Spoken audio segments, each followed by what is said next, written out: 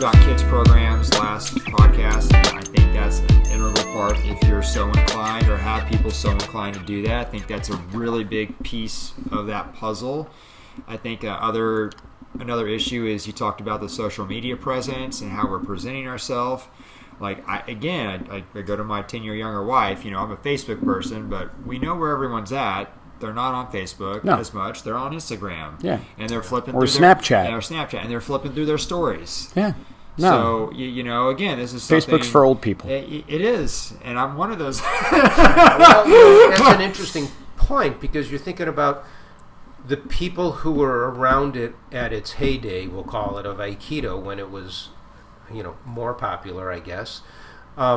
Those people are much older. They're not in the society of social media as much, so maybe they don't know how to. Yeah. I mean, it's, you know, many of them may know the same things that we're talking about. Yes. Yeah. And social media, you know, that, what is that, Insta something or other people are on these days. You know, I mean, I've heard you say that. Yeah.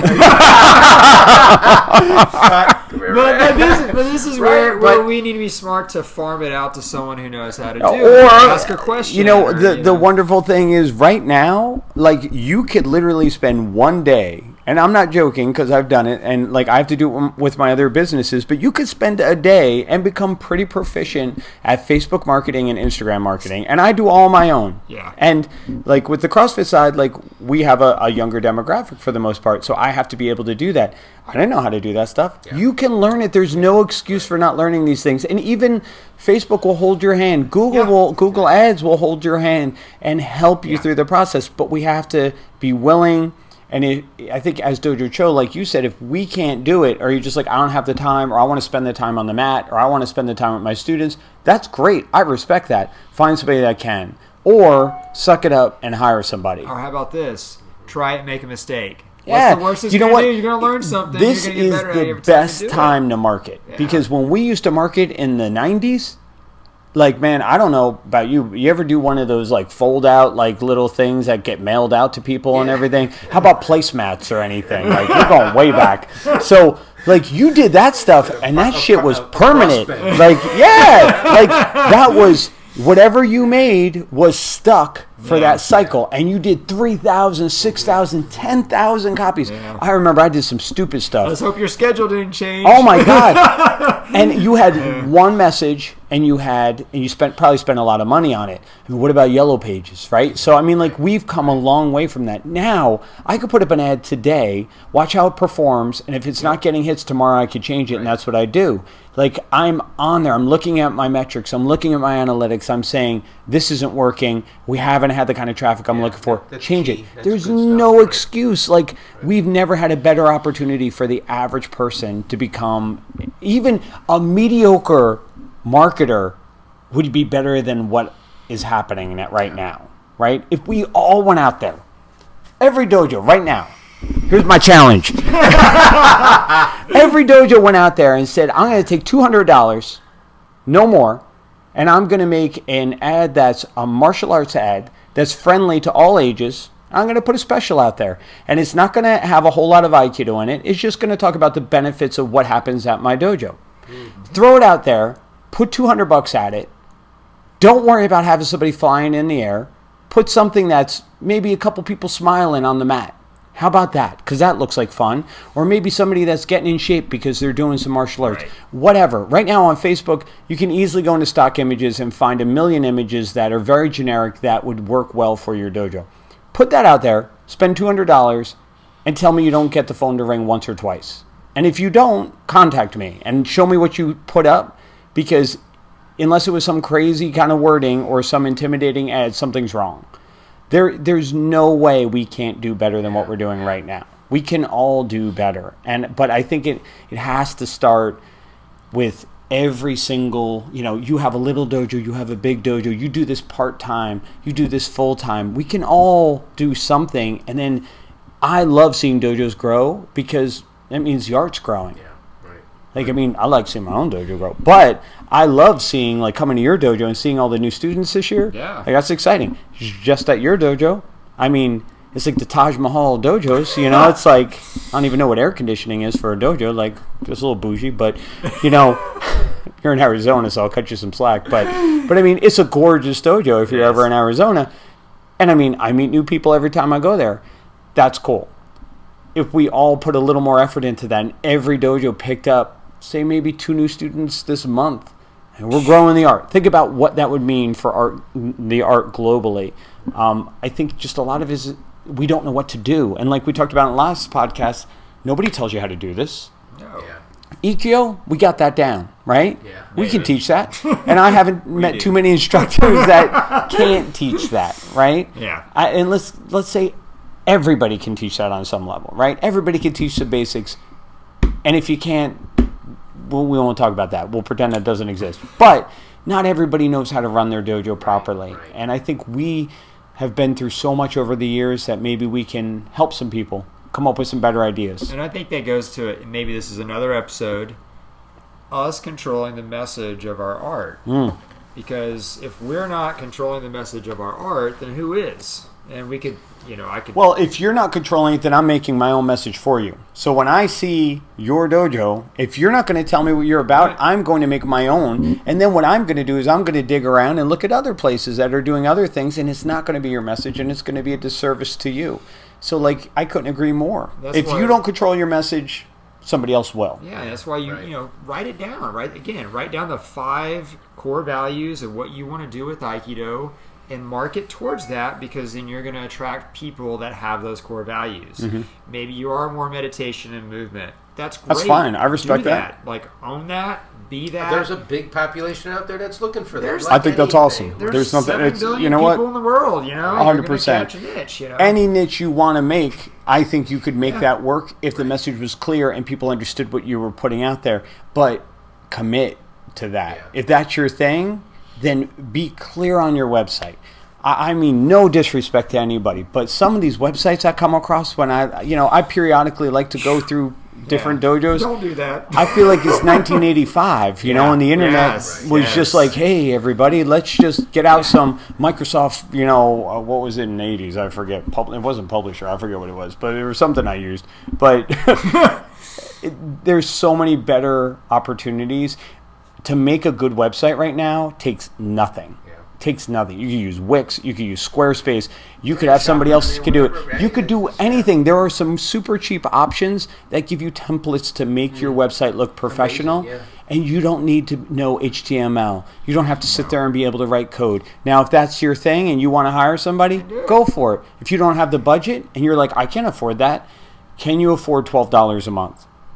And if you can't afford $12 a month, you probably shouldn't have a dojo, because that's less than 1 student in your dojo. And if I click on your website and there's 1,000 words, we got a problem. Well, it goes back to what we said. You have 15 seconds in today's society to catch their interest in, and they're gonna if you can't get your message across in 15 seconds or less, at least to click to the next part, then you've lost them, and they're gonna go somewhere else. So, look, I love O-Sensei's philosophy. I love all these great parts of Aikido, like we talked about with culture.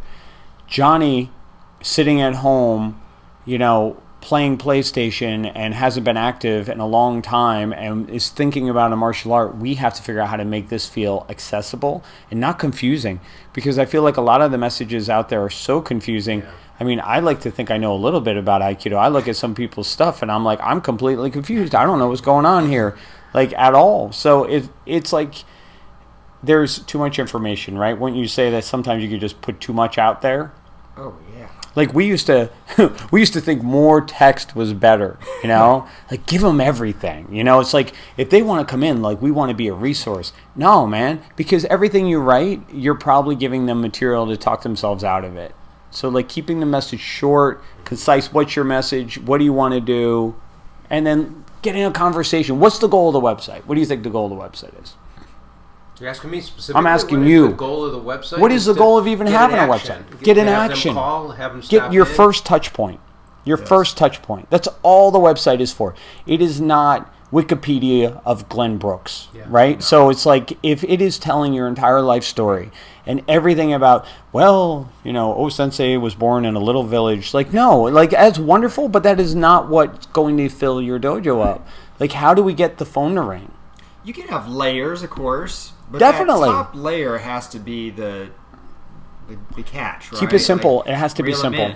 in. After that, sure, I can tell my members, yeah, well, click on the YouTube channel, and I got Definitely. all your videos for your 5th Q test, right? But that's another That's more layer, like down right? the Yeah. road. And then Right, once but you're up a front- member, you can Yes. really, like, once you become a member, now that's a member benefit. Yes, So, absolutely. like, that, like, if I'm a member and I have an instructor that's giving me all these videos on instruction, that just makes me want to pay my dues every month more. Right. But if I'm a non-member and you're giving me access to all this information, then I'm confused and I might see things I don't want to see or things I don't understand, and then I'm not going to contact you.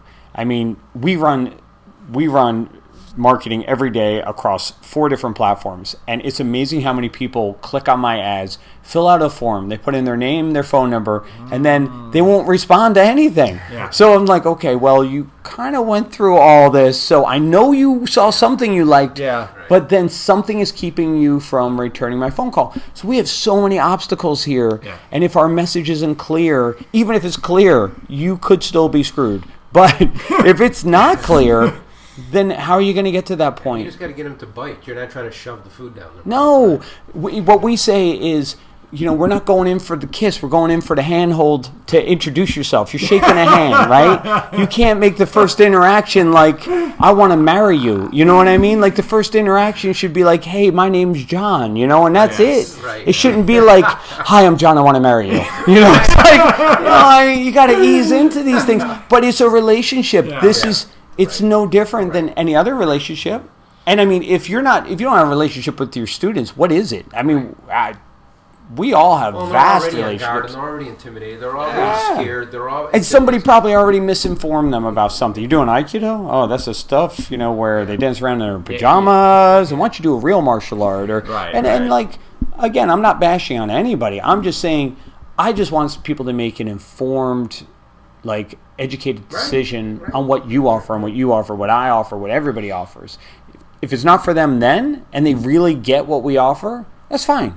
I mean, would you have a problem with that if somebody's no. Move on. And chances are we don't want them anyway because it would be a bad Yes. fit. Right. Good, yes. Find what you're looking for, right? Even when I email people, I'm like, hey, I'm going to give you a free class. We're going to make sure it's a good fit for both sides. Perfect. So I'm letting them know up front, yeah, we need to make sure it's not just incumbent upon me, but I want to make sure you're coming in. We might not want you in the dojo. And I mean, there has, I've had to ask people to leave over the years, and there's been people I've joined where they were just a bad fit, and they affected my dojo in a bad way, and it was either ask them to leave or lose people that I really cared about. Right. And I mean, that's a tough part of owning a dojo, but if you don't air that early, you could get somebody in there that is like, look, I didn't know it was going to be like this, and I didn't, you know what I mean? So, I mean, you do have to protect the people that you have, but what else could we do? Is there any other information out there that could be hurting us, helping us Oh, well, as there's a lot Dojo of Cho? hurting us right now, that's for sure. I mean, we talked about this with social media and just the information age. We just have a lot of people who aren't experts at what Aikido is, or some who claim to be experts, giving a lot of false narratives about what our art is. And I think that's a big hindrance. I think we sometimes get caught up in that because it goes back to our first point. How many people really know what Aikido is? So this actually happened to me. I was doing a demonstration for a high school group and did a class with them. And I started asking them how much they knew about MMA and traditional martial arts and what the difference was. And they just shook their heads and they were like, we don't know what any of those problems are. And then I had to redirect because I was like, wait a minute. They don't know about any of these squabbles. Right. These are a lot of internal squabbles that we know about because we're informed and we look out for that stuff. So it really changed my frame because I was just like, I just need to take that and put that over here and remember that, again, like you said, I'm in control of the message here. And Definitely. if I let what everyone's saying that's negative get in the way, then I'm messing myself up. Yeah, 100%. And if you don't make the message, somebody else will, right? Yeah. And if you don't tell people about yourself, somebody else will. And this is a hard thing for a lot of people, I know, myself included, but if you're not putting out content, good content, somebody else is putting out content. And we're in an age now that the experts are now experts because they put out content before you did. And now they are actually owning the message that all of us are living by. Yeah. So I know... And it's a hard... It gets back to the garbage that's out there. Garbage? I was trying to be political. All right, well... Yeah, go for it, man. It gets to what you're saying. It's out there. It's out there. Yeah. Not putting anything out there and then critiquing and commenting on good, bad, and everything in between on what's there. It's because somebody's putting it out there, and that's... So what if, hypothetically, tell me what you think of this. What if every dojo out there, anybody that had a dojo, put out one piece of content, I don't know, let's make it easy, once a month. Yeah. All right? Once a month you put out one piece of content. And it's not you throwing this person in the air across the dojo, but it's something that makes the art look more accessible. And, if you're going after a practical market and a self-defense market, maybe makes it look more practical. If you're not going after that, you're going after more of a meditative art, show that. But put out one piece of content every month. Then let's try twice a month. If everybody did that, we would saturate the market with good quality content. Right. We would dilute the so-called experts with true experts that really had something to share. And I personally know, other than you two, tons of instructors out there that have a lot of great stuff to share that are never on any social media. Yeah. And it kills me because I'm like, I know there's some incredibly talented Aikido out there that nobody knows about. And I don't just mean they throw hard or whatever. I mean that they have something that could enrich the entire art and nobody knows about it. And if they just put a little bit of content out, it could make a change. It's not necessarily the right people that are getting the most attention right now. And we can change that. So we could sit around and bitch about it. Or we could change it. Yeah. And it's actually not that hard of a change. It's actually pretty easy. Right. Great points. Yeah. Pick up your phone, turn it to the camera. Dude, it's never been easier. It's never been easier to put out content. Like, I get it when we were shooting on, Supermax and everything. But, everybody has a phone in their pocket. Everybody has a microphone on that phone. It does not need to be super HD. No. All it needs to be is something that you could throw up on Facebook, Instagram, YouTube that actually matters. I actually did something the other day. It was Epiphany. I was working with my kids on how to get out of a guillotine choke, my teenagers, and I just handed one of the kids the phone. And I was like, film this. Here's this 11-year-old filming me, showing the techniques. Oh, I bet it was good filming, too, because an 11-year-old probably pretty good with the camera. It went straight to my Instagram story. I was like, and then I put it on my Instagram menu so it saved so it. Watch it again, right? And it was perfect because I didn't have an adult helper in that class, but I had a lot of helpers. I had the other kids on the mat. So now I'm like, well, I need to hand my kids the phone more often because they're going to do the job for me. And that's the other misconception is that this needs to be produced, and I need to download it into iMovie, and I need to spend. I don't have the editing skills. I don't know what to do with it. Look, if you can press record and you could put it out there. You guys ever follow like Gary Vee and everything, some of these different speakers, but like they talk about putting out content and putting out content. They have millions of followers right now. Their content started with a phone and them just shooting. That's it. And that's how it's developed. But you have to saturate with content. And I know for a lot of us, it's not comfortable doing that because luckily the majority of people in this art don't have egos and we don't want the attention. But here's the thing. If you don't take the attention, somebody else will. And it could be the wrong person. Maybe it's the right person. I'm not discrediting anyone, but it could be the wrong person. And if you don't like the message and you're not doing anything about it, don't complain about it. Because you can all fix it right now. We can all grow this. We can all change it. If you see a video out there that pisses you off and is like, that's not what my Aikido is, do something better. Yes. Do something better. And pick up your phone and do something better. I'd be happy to watch it, and I will share the hell out of it. But don't sit there and complain about it if you're not going to do something about it. Awesome. That's just my opinion.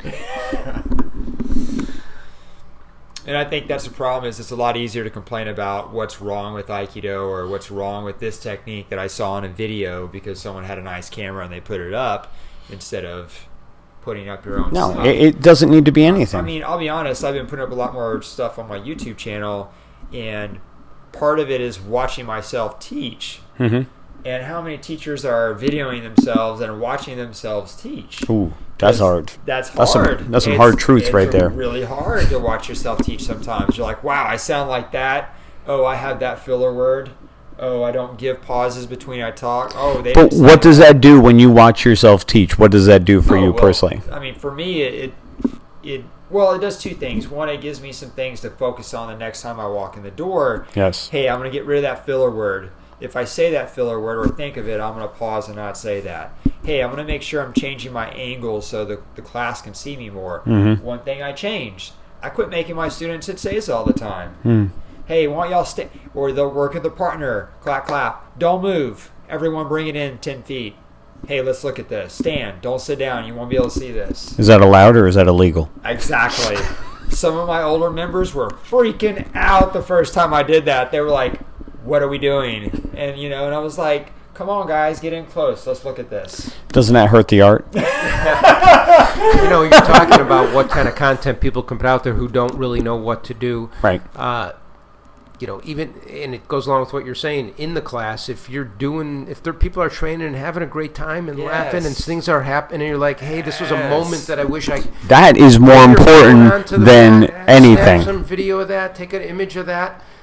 That is going to resonate with me, right? If I'm sitting home and I see a bunch of people... I do that a lot, but it's it's great. It's so much more powerful to see somebody smiling, than to see the perfect shio nugget. Right, and you don't have to worry about how to stage something. It's happening. Just shoot it. For good or for bad, the image of Aikido a lot of times is this serious warrior face, and we're trying to, and I get it, and you know what? I'm not discrediting that. I'm not cutting on that. But what I am saying is you probably are scaring some people away that could really help us grow this thing and could probably help your dojo grow. And it's conveying the message that 100%. Look, I mean, if you have that serious dojo and you're like, there's no laughing allowed in my dojo, first of all, don't invite me to ever come there. Hey, that's fine. If that's your thing, I have 100% respect for it if you're clear on what that message is. Yeah. But if that's not your message and you're like, no, man, we actually have a ton of fun. I've seen people who are some of the funniest people I've met, and they're such great people. But then I look at their presence on Facebook or on their websites, and I'm like, damn, they look mean, man. I don't even know if I'd be friends with them if I didn't know them. And it's like, that's a big deal, though. Like, it's okay to smile. It's okay to have fun on the mat. Nobody's saying you have to crack jokes and be a clown and hurt the art. But you know what? Like, if we're not having fun on the mat, why do this? Right. And, we're not going to be able to help preserve this art in any way if we are so uptight that we can't laugh at ourselves, laugh at each other, and just have fun. I mean, one of the things I enjoy most about my friendship with these two is that we have fun. And, we laugh at dumb shit. Because we don't take anything too seriously. Well, you a little bit, but but we don't take it too seriously. And that's why we've bonded over the years. But when people take the art so seriously, I think you're hurting it a little bit. And it goes back to what you said about we're in it for the long haul. Yeah. And man, what a beatdown it is. We've done this for decades, right? If you're always just so serious and uptight all the time, that's just gonna wear you out. Wear the people out. 100%. It's hard to hold that. I remember thinking that's what this was about. Right. I remember when I was younger, I was like, well, that's what it's about. You got to be serious. But you know what? Even then I had fun off the mat, but people don't see that. And if people saw the great relationships that happen at every dojo all over the country, all over the world right now, if they saw, the marriages, the friendships, like just the business partnerships, like look at all the crazy things that happen because of this great art we do that people don't know about because it's not put out there, right? And it's not popular to say, hey, look, like you can laugh and have a good time and still be really serious aikidoka and really contribute to the art. Like it doesn't need to be that serious. And if we strangle this, it's going to die. Like in my opinion, I think if we keep strangling, it's going to die. Well, I think we have to bring in the youth. I think the youth is the key. I think that long haul, I would love to see more youth at the leadership roles in every part of this. And if we don't, then why get involved?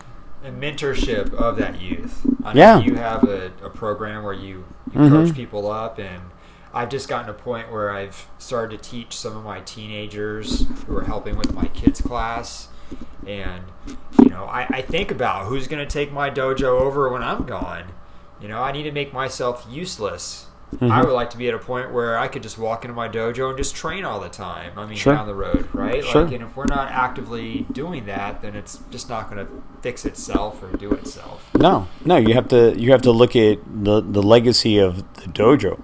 If you looked at all the dojos around the country right now and you said, if they're only going to survive that instructor, what's going to happen after they're gone? Right. Is there a new generation right now? I don't know a lot of people, unfortunately, that are saying, I want to be a dojo cho. I want to open a dojo professionally. This is what I want to do for a living. I can't remember last time I heard that. It's been a very, very long time. And that's not good. Like that, it doesn't make me happy. I would love to see that change. But for that to change, you're asking a young person to take an opportunity or to take a chance on something that's really risky. Yes. Right now, like really risky, and they're going to come into it, and unless they have the skill set and the training of how to market and how to present this and how to change some things and really modernize the way we do some things, I don't know if I would advise it. I wouldn't recommend any of my kids to go open a dojo right now solely by themselves. Like, and that's sad. I really don't like that. That bothers me a lot to my core, but I wouldn't do it. Yeah, the modernize is a good word for it. And I mean, everything evolves, everything changes. If it doesn't change, it dies. So if we're not going to, evolve instead of, maybe people won't like that word because of the tradition of Aikido, and that's fine. Let's use evolve. If we're going to do things the same way, it's like you sitting on a rock. It's like you're going to be alone. And then what does that mean? Like, what are you really helping anybody? Are you really spreading the art? Or are you just sitting there hammering out, this is the way we do it no matter what?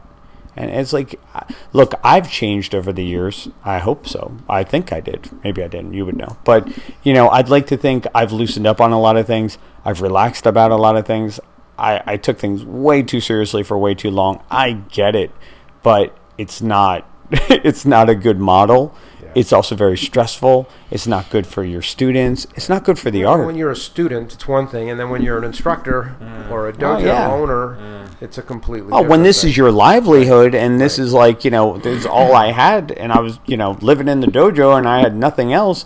It's like, I'm taking that pretty seriously. It's like I'm eating at the dollar store, and that's how I'm feeding myself. Like, I didn't have a backup plan. This was it. This was my life plan. And you take that pretty seriously. But, luckily it worked out. But, man, it's like I really feel bad for people opening dojos now that it's got to be really hard to start right now in the way things are if you don't have the right skill set to make your dojo really work. And backup. And backup. A whole nother episode. Oh, solo. I mean, that's a whole nother thing. But it's just there's so many obstacles right now.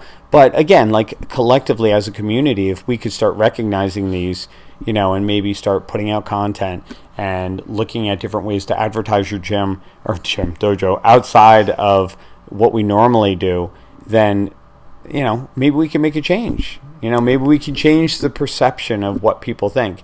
And if you had 25 dojos change the way they're putting out a message, that's going to have a ripple effect, and that's going to affect dojos that aren't doing it. It's not that difficult. It just takes... It's easier than people think. Yeah. Right. Good. So any other solutions for saving everything? Podcast 3. Tune in. All the secrets. All right, guys, so we're going to wrap it up. So, again, if you have any comments, you have any questions, you want to reach out to us, you want to hear anything, you want to have us discuss something, or you have some ideas, please let us know. And also, we'd love to have some other people on the show and just talk to you about what you're doing at your dojo. Maybe you are killing it, and maybe you have 400 students and you are driving an S-Class and you have no worries and you think we're all out of our minds. That's fine. Then reach out to us, because I'm going to come train with you tomorrow. Thanks for tuning in, and thank you to you guys for taking some time, and I hope you had some fun. And we'll talk to you next time.